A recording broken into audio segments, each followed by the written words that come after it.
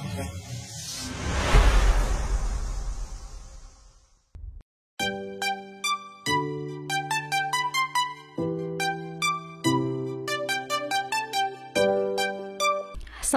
warahmatullahi wabarakatuh. Waalaikumsalam.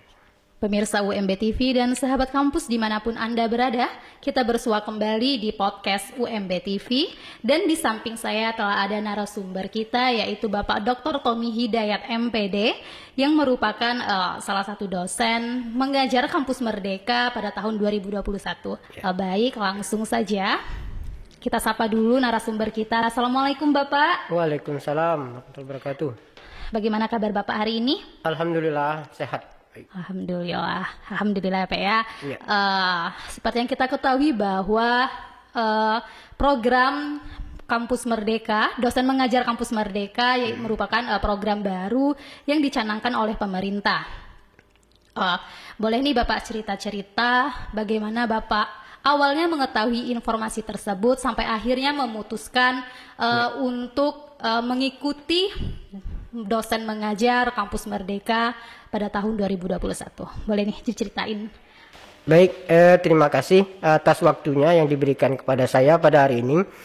Oke, kalau kita ketahui bahwa program Kampus Merdeka itu merupakan sebuah kebijakan dari pemerintah, yang dalam hal ini yang kebijakan dari Kementerian Pendidikan dan Kebudayaan, Riset dan Teknologi, yang dalam hal ini di bawah pimpinan Bapak Nadiem Al-Makarim, bahwa program Kampus Merdeka itu sendiri merupakan kebijakan pemerintah yang memberikan keleluasan kepada mahasiswa-mahasiswi untuk melakukan pertukaran tempat perkuliahan seperti itu, di mana dari universitas se-Indonesia ini melakukan melakukan perkuliahan di kampus-kampus yang tersebar yang ada di Indonesia ini.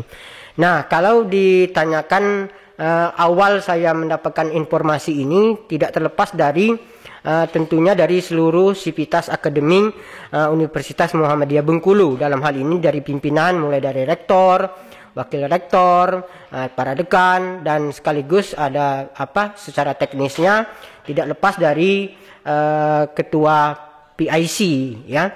Nah, awalnya seperti itu.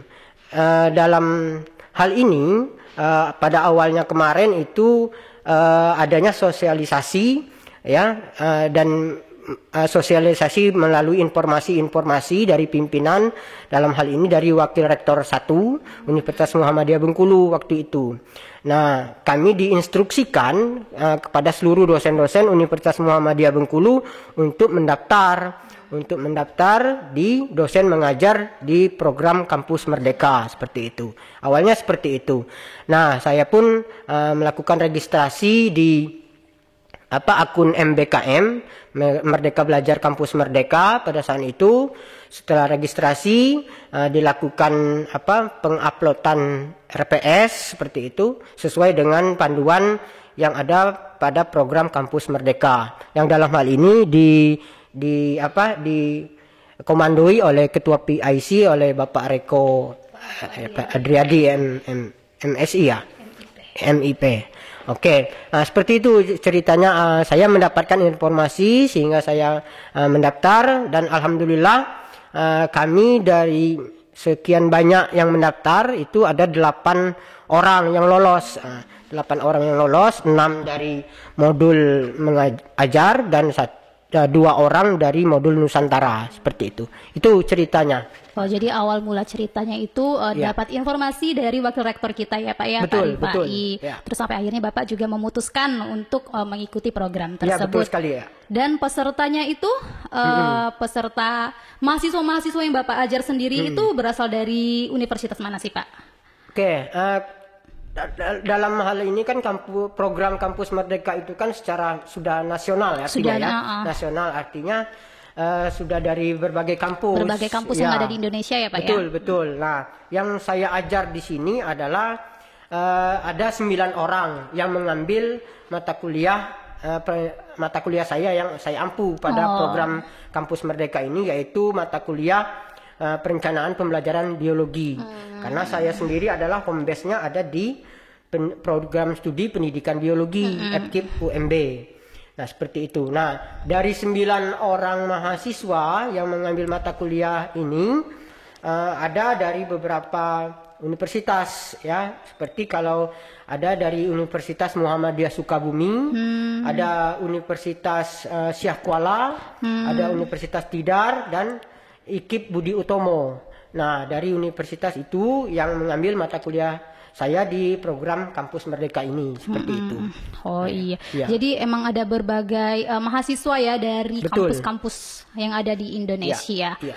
Berjumlah tadi ada 9 orang ya Pak ya yang total. Khusus mata kuliah saya. Khusus mata kuliah Bapak. Berarti per kampusnya itu sekitar ada 2-3 orang gitu yang mengikuti mata kuliah Bapak. Ya, ada 2 orang, ada yang 1 orang ada. Jadi itu kan kalau begitu berarti ngajarnya melalui online ya Pak ya? Betul, secara daring ya. Secara online. daring ya. Oh gitu. Terus kalau secara daring nih, keluh kesah apa sih yang Bapak temukan atau hambatan apa sih yang Bapak temukan selama pembelajaran tersebut? Selama pembelajaran daring, terus juga kan mahasiswanya kan dari luar, mungkin ada perbedaan mahasiswa yang ada di sini dan yang ada di luar itu mungkin berbeda juga.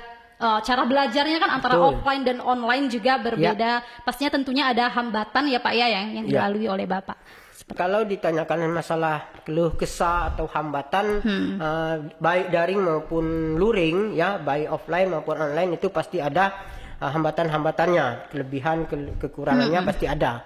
Nah, terkait dengan kalau ditanyakan hambatan di program Kampus Merdeka ini, khususnya di mata kuliah saya ampu di program Kampus Merdeka ini, terkait dengan ya namanya daring ya, artinya terkait dengan sinyal terutama, sinyal, baik dari sinyal dari mahasiswa yang berada di luar Universitas Muhammadiyah Bengkulu, baik itu juga di Universitas Muhammadiyah Bengkulu, di sayanya seperti itu.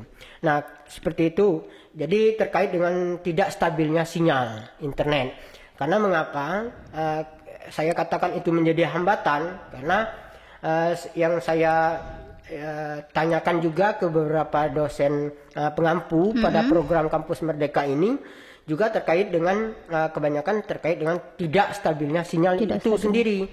Karena mengapa? Kalau sudah tidak stabil sinyal itu, kita kan daring ini, kita kan daring menggunakan Google Meet, menggunakan Zoom, aplikasi-aplikasi itu, sehingga ya otomatis bisa memecah fokus pada saat memberikan materi, pada saat kegiatan belajar mengajar perkuliahan secara daring itu, sehingga hambatannya tadi memecah fokus pembelajaran. Banyaknya yang sering keluar masuk pada saat pembelajaran secara daring itu, sehingga ya kita pun gagal fokus seperti itu, pecah konsentrasi kita saat mengajar.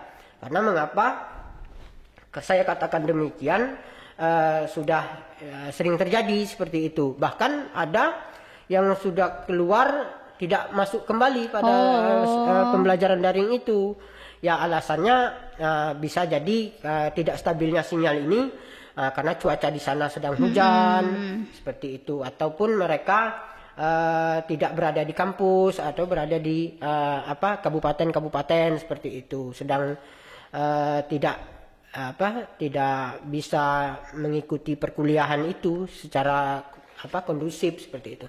Mungkin itu hambatannya terkait dengan hambatan tadi. Kalau saya katakan itu kebanyakan dari sinyal internetnya. Hambatan utamanya itu ada di sinyal internet ya.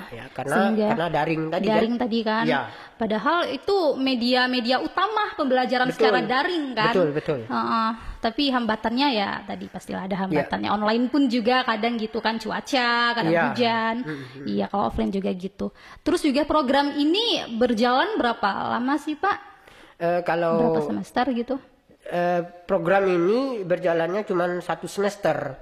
Cuma 1 semester sesuai dengan panduan di program Kampus Merdeka kemarin, yang pada awalnya kan kami dilakukan baik itu sosialisasi maupun BIMTEK. BIMTEK terkait dengan dosen mengajar pada program Kampus Merdeka ini. Waktunya tadi ya 1 semester. Ya. Ya, kalau kita ketahui bahwa itu program prioritas Kementerian Pendidikan dan Kebudayaan, Riset dan Teknologi ini kan kalau saya ketahui ada 7 prioritas ya, termasuk salah satunya adalah program Kampus Merdeka, Sekolah Penggerak itu ya. Memang ini sangat bermakna sekali dan sangat saya katakan itu program yang sangat mulia, saya katakan seperti itu. Karena mengapa? Karena dia tadi pondasinya adalah, dasarnya adalah dia Menteri Pendidikan dan Kebudayaan ini adalah pendidikan yang memerdekakan ya. Jadi filosofi Ki Hajar Dewantara yang sebagai bapak pendidikan pertama di Indonesia ini sudah terjalankan sebenarnya kan dari dulu awal kolonial dulu sampai ke sekarang era milenial, era 4.0 ini pendidikan itu di Indonesia ini pendidikan yang memerdekakan. Apa yang pendidikan yang memerdekakan maksud saya di sini adalah sesuai dengan filosofi Pak Ki Hajar Dewantara adalah memberikan tadi yang saya awalnya tadi saya buka, memberikan keleluasan, kebebasan kepada ya. Peserta didik ya, baik peserta didik di sekolah maupun di perguruan tinggi untuk memilih dan menyalurkan bakat dan minatnya sendiri sesuai dengan kemampuan yang ada yang dimiliki dirinya sendiri seperti itu. Nah, sehingga saya katakan ini program yang sangat mulia sekali karena bersentuhan langsung dengan orang banyak, orang mulai dari tingkat pusat sampai kepada ekosistem SDM di sekolah itu sendiri, di perguruan tinggi itu sendiri langsung menjadi aktor utamanya seperti itu. Sehingga saya kedepannya insya Allah akan tetap mengikuti program ini ya? Program Kampus Merdeka ini ya, seperti itu. Iya, jadi emang kegiatan ini kan yang mengikuti kan secara nasional ya Pak. Betul, ya. Jadi juga program Kampus Merdeka, Merdeka Belajar. Jadi mahasiswa bisa memilih jurusan apa sih yang mereka minati walaupun berbeda dari jurusan utamanya gitu ya Pak ya. Itu tujuan utamanya. Terus juga mereka dapat ilmu dari di luar bidangnya juga gitu kan. Iya. Karena mengapa kalau di program Kampus Merdeka ini kan ada yang dinamakan dengan mahasiswa itu langsung terjun ke dunia kerjanya seperti itu. Nah, sehingga mereka sudah menyiapkan karir mereka untuk kedepannya seperti apa, sehingga itulah mengapa saya katakan ini merupakan program yang sangat bagus sekali yang dicanangkan oleh pemerintah seperti itu. Demikianlah podcast kita hari ini. Saya Sarah Kurnia Fadila beserta kerabat kerja yang bertugas mengucapkan terima kasih atas perhatiannya. Wabillahi taufik wal hidayah. Wassalamualaikum warahmatullahi wabarakatuh. WMB TV, keren dan mencerahkan.